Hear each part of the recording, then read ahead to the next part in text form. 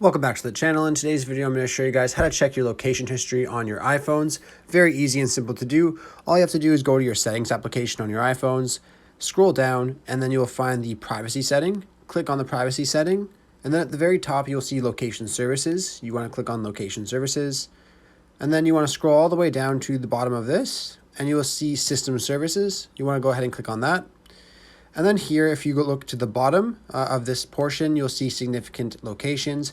Mine is turned on currently. Most of yours will be. I believe it's turned on by default.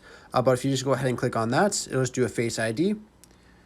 And then it will show you your history. Now, obviously, I'm going to blur my history out. But if you scroll down to the bottom of your history, you'll see an option to clear your history if you want to do that as well. And obviously, you could turn off the setting here at the very top if you don't want to save your significant locations. But this is where you're able to check your history on your iPhone. I hope I was able to help you guys out by showing you guys where to find this on your iPhone. If this was helpful, be sure to leave a like on the video and subscribe for more. Thanks for watching.